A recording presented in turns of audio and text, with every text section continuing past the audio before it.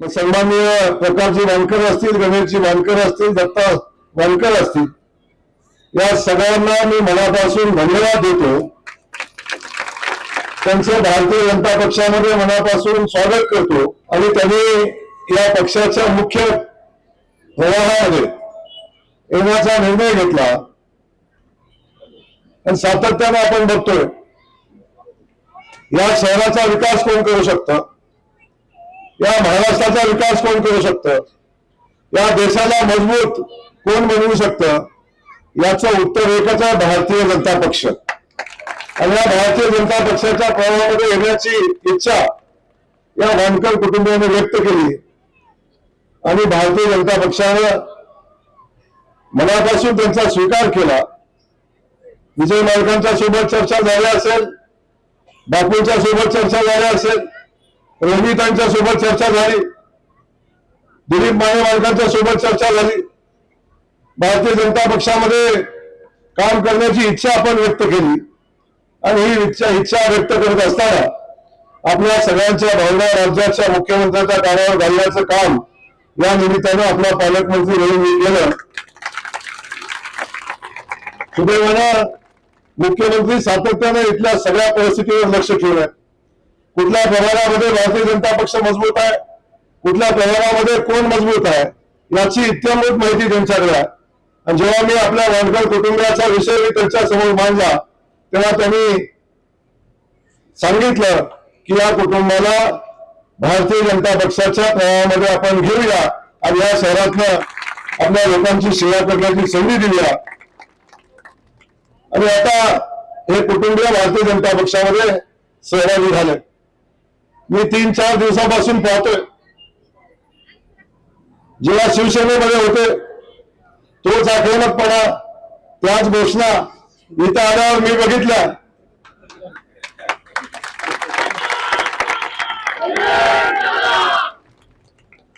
आणि या परिस्थितीमध्ये एवढ्या दिवसाचं जे वळण होतं ते सहजासहजी तोडणं शक्य नव्हतं. पण वानकर कुटुंबियाने भारतीय जनता पक्षामध्ये एवढ्या लवकर सगळं जमवून घेतलं इथं आल्या मला समजलं. आल्यापासून सन्माननीय प्रकाशजी वानकर साहेब भाषण करत होते आणि भाषण करताना सांगत होते आपलं चिन्ह काय आहे, कमळ आहे. त्यामुळं आता आपण भारतीय जनता पक्षाच्या मुख्य प्रवाहामध्ये सहभागी झालेलो आहोत. आणि खऱ्या अर्थानं आजपर्यंत जिथे काम केलं त्यांच्या मला टीका करायची नाही, तो खऱ्या अर्थाने तपासण्याची आवश्यकता आहे. जे योगदान आपण दिलं, ज्या पक्षाची ज्या नेतृत्वाची सेवा आपण केली, त्या नेतृत्वाने आपल्याला काय दिलं याचा विचार केला तर आपल्या सगळ्यांच्या लक्षात येईल. परंतु आता बाकी सगळे विषय सोडून आता आपण भारतीय जनता पक्षामध्ये आल्यानंतर आता या शहरातल्या जनतेनं आणि या शहरातल्या भारतीय जनता पक्षाने आपल्याला स्वीकारलेला. आता निवडणुकीच्या अनुषंगानं आता उमेदवार म्हणून आपण पुढे आहे आणि आता या प्रभागातनं कोण निवडून येईल हे सांगण्याची मला वाटते ज्योतिषाला विचारण्याची आवश्यकता राहिलेली नाही. आता शहर म्हणते 6 मधनं कोण नगरसेवक होईल, कुणाचं पॅनल निवडून येईल. आता पूर्वी म्हणायचं वानखेड्याचं निवडून येईल, पण आता सांगतात भारतीय जनता पक्षाचे. तर भारतीय जनता पक्षाचं पॅनल इथं निवडून येणं याच्यामध्ये कुठली शंका नाही. खास करून राज्यामध्ये दुलाभाईच्या नेतृत्वाखाली आपण काम करतोय आणि हे काम करत असताना शहराच्या विकासाचं काम ताकदीनं पुढे घेऊन जाण्याचं काम आदरणीय देवाभाऊंनी केलंय. या शहराचा जो प्रश्न आदरणीय विजय मालकांनी मांडला असेल, सुभाष बापूंनी मांडला असेल, या शहरातल्या भारतीय जनता पक्षाच्या कार्यकर्त्यांनी मांडला असेल, देवाभाऊंना सांगितलेलं या शहराचं एकही काम मागे राहिलं नाही हे मी आपल्याला जाणीवपूर्वक सांगेन. आपण सगळेजण पाहतो या शहराचा विमानाचा विषय असेल, आता विमान चालू झालं, सोलापूरमध्ये विमान कधी चालू होणार, आता आमच्या लाडक्या बहिणीला कधी बसायला मिळणार हा विषय. वानकर साहेब एकदा आमच्या बहिणीला विमानात बसवायची व्यवस्था करा. ते विमान सेवा तिकडे चालू झाली, आमच्या बहिणीला त्याचा अनुभव आला पाहिजे कधीतरी. एका बाजूला हा विषय, एक विमानसेवा मुंबईला चालू झाली, एक गोव्याला चालू झाली, आता ती बेंगलोरला चालू होते आणि आपल्या सगळ्यांना आता तिरुपतीला घेऊन जाणारी विमानसेवा सुद्धा चालू होते. आता या शहरात आपण बालाजीला जाऊ शकतो. अशा पद्धतीची विमानसेवा चालू होते. मोठे मोठे उद्योजक आता विमानाने इथे यायला लागले, आपल्या व्यवसायासाठी जागा शोधायला लागले. आपण बघितलं विजय मालकांचा जेव्हा घरकुलाचा कार्यक्रम झाला तेव्हा माननीय मुख्यमंत्री महोदय सोलापूरमध्ये आले होते आणि सोलापूरमध्ये आल्यानंतर विजय मालक असतील आपल्या सगळ्या लोकप्रतिनिधींनी त्यावेळी मागणी केली की आमच्या शहरातल्या एमआयडीसीला ताकद मिळाली पाहिजे, आमच्या शहरामध्ये आयटी पार्क उभं राहिलं पाहिजे आणि आमच्या शहरातली जी मुलं व्यवसायाच्या निमित्तानं, कामाच्या निमित्तानं, पोटाच्या निमित्तानं जे पुण्या मुंबईला जात आहेत त्या युवकांच्या हाताला इथं काम मिळालं पाहिजे ही भूमिका त्यांनी मांडली आणि आमच्या शहरामध्ये आयटी पार्क झालं पाहिजे. जसं आयटी पार्क पुण्यामध्ये आहे, पिंपरी चिंचवडला आहे, मुंबईमध्ये आहे, बेंगलोरमध्ये आहे, तशा पद्धतीचे आयटी पार्क आमच्याकडे उभं राहिलं पाहिजे ही भूमिका मांडली आणि त्या भूमिकेला साथ देत आपल्याला सांगायला आनंद होतो आयटी पार्कची जागा फायनल झाली आणि या शहरासाठी आदरणीय मुख्यमंत्री महोदयांनी आता आयटी पार्क पण मंजूर केलेला आहे. आता आपल्या शहराचे वैभव वाढेल आणि आपल्या युवकांच्या हाताला काम मिळेल. सोलापूर शहर विकासाच्या दिशेने जाताना आपण बघाल या शहराला 24 तास पाणी मिळालं पाहिजे ही भूमिका आपण सातत्याने घेतली होती.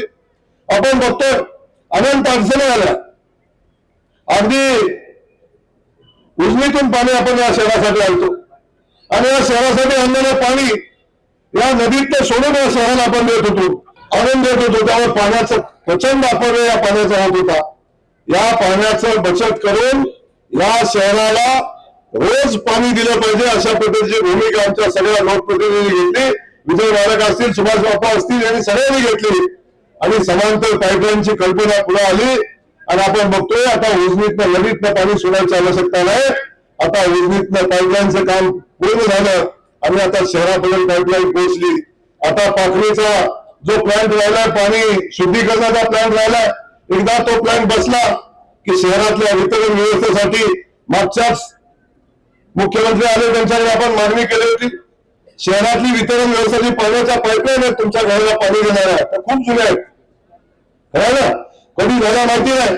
पण या शहरातल्या सगळ्या पाईपलाईन नव्यानं करायला लागतील, या पाईप बदलायला लागतील आणि त्यासाठी जवळजवळ 892 कोटी रुपयाचा निधी लागेल. मला सांगायला आनंद होतो माननीय मुख्यमंत्री महोदयांनी निवडणूक लागायच्या अगोदर युद्ध पातळीवर सगळ्या प्रक्रिया पूर्ण केल्या आणि जागतिक बँकेकडून पैसे आणले आणि या शहरासाठी 892 कोटी रुपये नव्याने मंजूर केले. त्याची टेंडरची प्रक्रिया चालू झाली. आपल्या या भागातल्या प्रभाग 6 मधल्या पायाभूत सुविधाचा विषय असेल, खास करून पाण्याचा विषय असेल, या भागातल्या हातवडीचा विषय असेल, या सगळ्या गोष्टी आपल्याला सोडवायच्या आहेत आणि त्यासाठी आपल्याकडे सक्षम माणसाची आवश्यकता आहे, सक्षम नेतृत्वाची आवश्यकता आहे, सक्षम पक्षाची आवश्यकता आहे आणि तो पक्ष भारतीय जनता पक्ष सोडून दुसरा कुठला पक्ष आहे हे या निमित्तानं आपल्याला सांगेल. आपण सगळेजण या ठिकाणी बसलाय. आपल्या सगळ्यांसाठी आदरणीय मोदीजींची एखादी तरी योजना प्रत्येक माणसापर्यंत पोहोचते.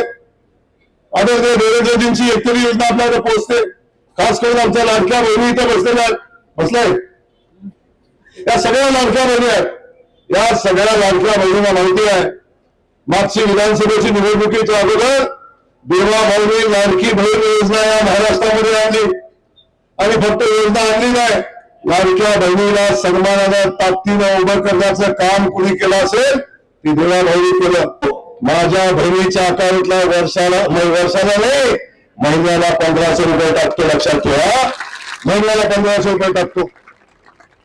हा आमचा देवा भाव आहे. सख्या भावाच्या पुढे जाऊन आपल्या बहिणीला सन्मानानं उभं करण्याचं काम आमच्या देवा भाऊनी केलंय.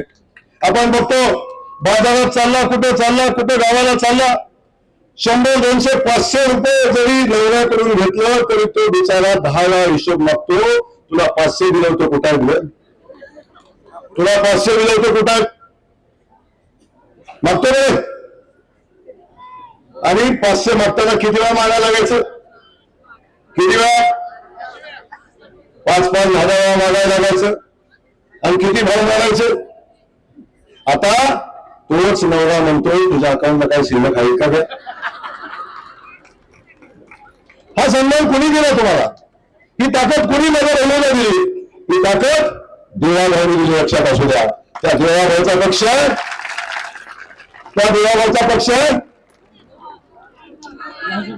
काय काय पक्ष? पक्ष भाजपा चिन्ह कमळ. त्या कमळाच्या पाठीशी उभं राहणं म्हणजे आपल्या भावाच्या देवाभाऊच्या पाठीशी उभं राहणं. लक्षात असू द्या. ज्या भावाने आपला सन्मान केला त्या भावाच्या पाठीशी उभं राहिलं पाहिजे. खास लग्न बस्ता खरेदीसाठी महाराष्ट्रातील सर्वात भव्य दालन, भव्य बस्ता कलेक्शन, शुभमंगल सावधान, VR पवार सारीज, 275 चाटी गल्ली, सोलापूर. संपर्क 0217 274 47 96, 274 47 98 आणि 274 47 99.